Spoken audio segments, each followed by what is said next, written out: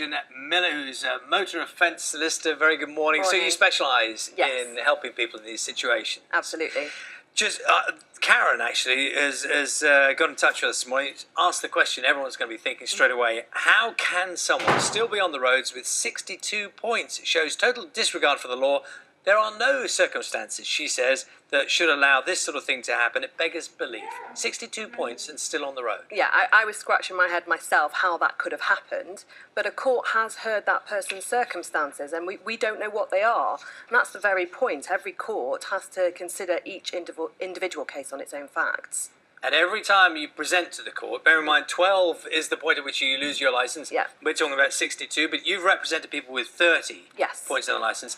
Every time you have to present a different reason. Is that correct? You can't present exceptional hardship twice on the same facts within a certain period of time. So the first time I come to court, I say, you know, my mum needs a lift to hospital every Tuesday, but I can't use that again the next time I have more points. Yeah, I think you'd have to say something a little bit more than that, and ultimately the court has to be satisfied based on evidence. It's not just a bit of a sob story. You can't walk in and say something like that example. There has to be exceptional hardship, and the court will consider whether or not people connected to the offender are likely to be caused hardship. They have to place greater weight on people such as a relative that might need assistance, although visits to hospital once a week is not going to cut it.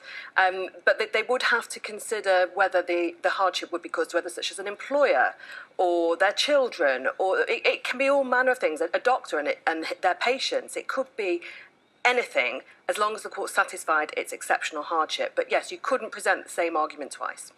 Do you understand Brake's call for 12 points means that's it, there's nothing, there's no appeal? I know it's in your interest to defend these people, but Well, we're not defending when we're presenting exceptional hardship. We're presenting mitigation, which is different. The person that walks into court and accepts that they've done wrong, but they ask the court to consider what the ramifications of a 6-month ban, which is the starting point for totting up, would be. I think there does need to be, we need to maintain the court's ability to depart from that penalty. I think it can be harsh in some circumstances. For example, somebody's direct debit lapses and they find themselves with no insurance. There's no defence. That you can't say, I didn't realise, and that will get you out of that. So that's 6 to 8 penalty points. And if that happens a couple of times, then that person very quickly reaches 12 points. It's nothing to do with their driving skill.